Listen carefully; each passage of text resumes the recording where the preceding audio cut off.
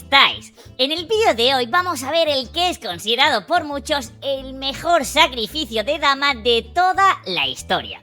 Es considerado así porque es una posición realmente inesperada en el que nadie podía prever el sacrificio de dama que realizó Nezmedinov en esta partida. Otro motivo por el que es tan espectacular este sacrificio es por la profundidad. Realmente no es una secuencia en la que puedas ver que sacrificas la dama y después recuperas el material o das jaque mate a las pocas jugadas. Nada de eso. Es una profundidad digna de los mejores módulos de análisis, pero no de una persona humana. Nezmedinov era un auténtico genio en el juego de ataque, como pudo demostrarlo en esta partida que vamos a ver, y me dejo ya de rollos y vamos al tablero.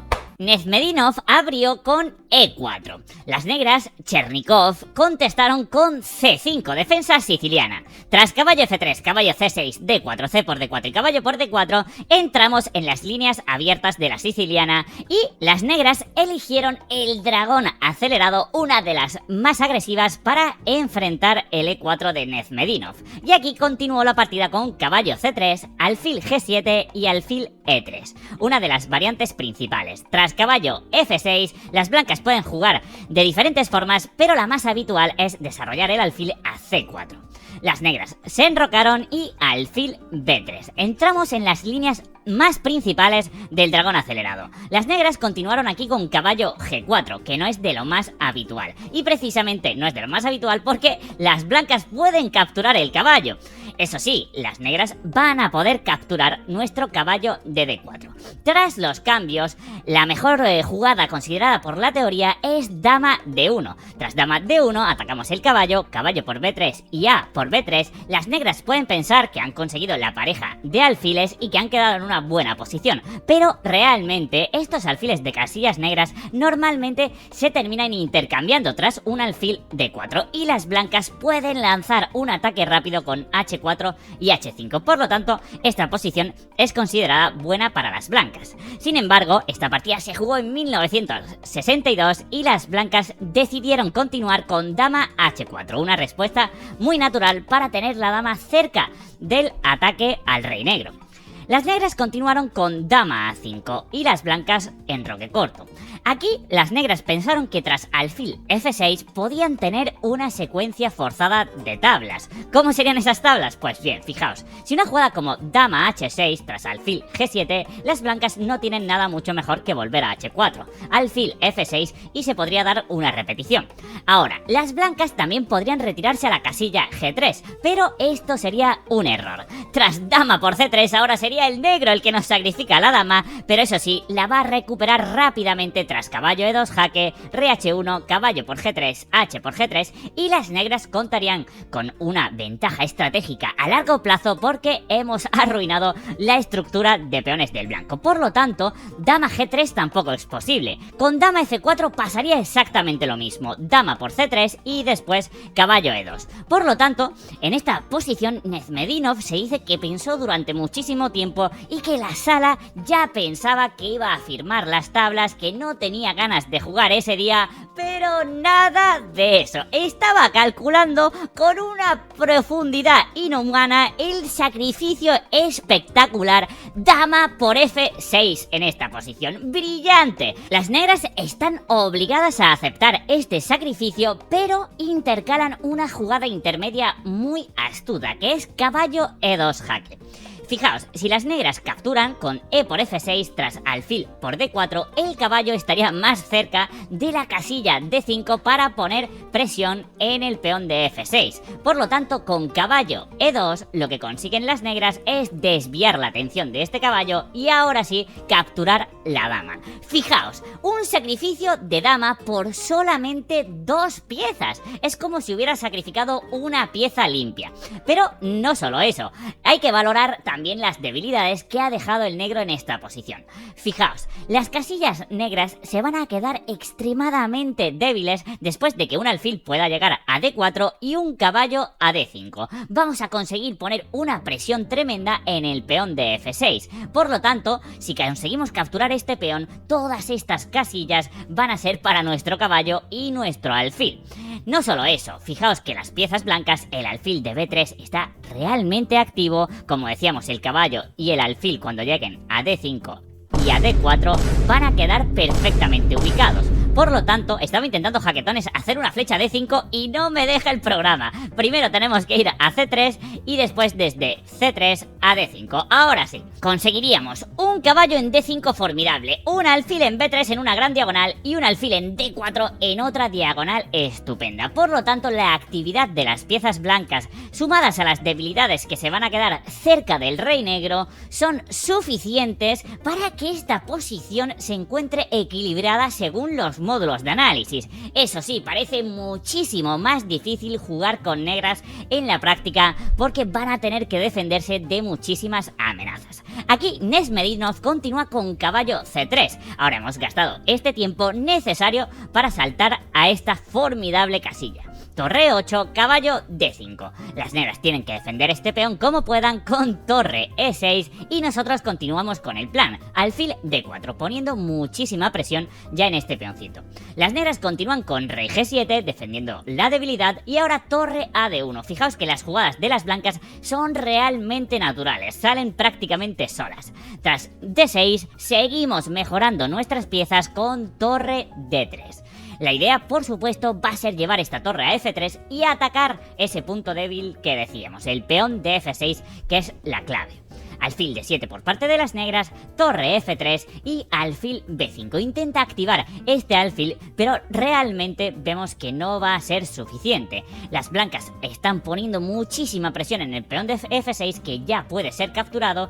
Eso sí, las blancas prefieren primero jugar alfil C3, desviar esta dama que se retira a la casilla D8 donde puede estar a salto de algunos ataques con alfil por F6. La partida continúa con caballo por F6, las negras realmente están en una situación desesperada. La mejor solución que tenían era entregar esta torre con un torre C8 para en algún momento hacer torre por C3 e intentar devolver material, que es una de las estrategias defensivas más habituales cuando nos han sacrificado algo de material por ataque. Pero las negras continuaron con alfil E2, intentando desviar esta torre que también es muy importante en el ataque. Sin embargo, las blancas ya tienen una continuación muy fuerte.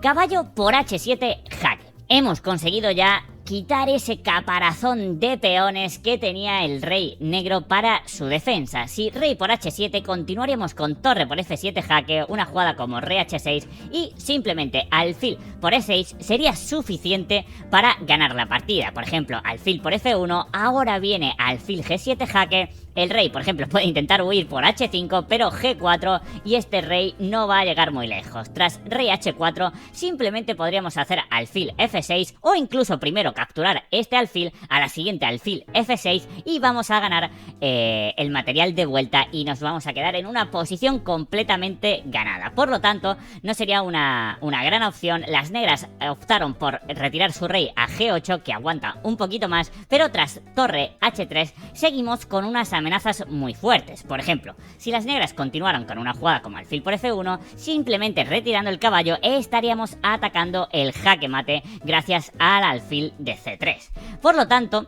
en esta posición las negras decidieron con buen criterio poner su torre interceptando la acción de este alfil. Con torre E5 conseguimos devolver algo de material, eso sí, las blancas no están obligadas a capturarla. Por lo tanto, continúan con F4, poniendo presión en esta torre y sin ceder el importantísimo alfil de casillas negras. Tras alfil por F1, rey por F1, las negras continuaron con torre C8 para intentar sacrificar, pero no lo permitimos. Este alfil vale más que esa torre sin ninguna duda. Por lo tanto, alfil D4. B5 por parte de las negras, que realmente ya no tienen ningún plan en esta posición. Las blancas retiran el caballo, ya la posición está completamente ganada, pero falta el golpe definitivo. Estamos atacando F7, las negras lo defienden y ahora otro jugadón, alfil por F7 jaque. Obligamos a torre por F7 y ahora torre H8 jaque. Un patrón táctico muy típico que se da en las partidas, que es el de atracción. Queremos atraer al al rey a esta casilla para que cuando capturemos la torre sea con un ataque doble. Ya esta posición está completamente perdida. Tras rey h7, caballo por d8, torre por e4, caballo c6 defendemos el alfil y tras torre por f4 y rey e2 hacemos la cuenta, vemos que las blancas tienen caballo y alfil por la torre y no solo eso, porque encima tienen un peón de más. Por lo tanto, este final está completamente ganado para las blancas y las negras decidieron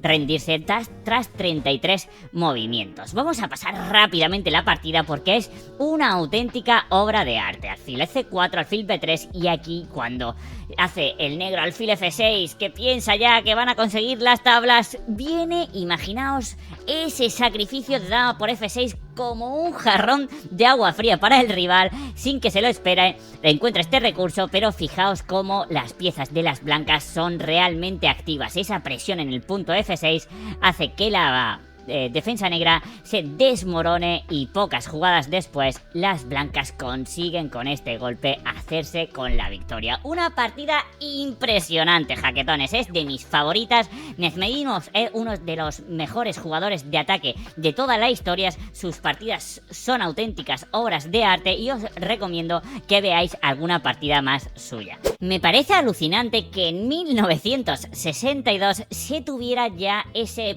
entendimiento de este concepto tan importante, la iniciativa, jugar al ataque, jugar creando amenazas, incluso cediendo material. A día de hoy los módulos de análisis lo valoran por encima del material, incluso es un factor realmente importante y se ha demostrado que jugar al ataque, jugar con la iniciativa es una estrategia ganadora. Y os tengo buenas noticias, jaquetones, porque el gran maestro Manuel Pérez Candelario sacó un curso de Gana con la iniciativa donde vais a poder aprender a jugar al ataque, a jugar con la iniciativa, a jugar presionando al rival, a tener el ritmo de la partida y podéis acceder a una clase de prueba completamente gratis donde vais a aprender la diferencia entre ventaja estática y ventaja dinámica. Un concepto fundamental que cualquier ajedrecista debería dominar. Por ahí acceder gratis, así que id ahora, jaquetones. Espero que os haya gustado este vídeo y nos vemos en el siguiente.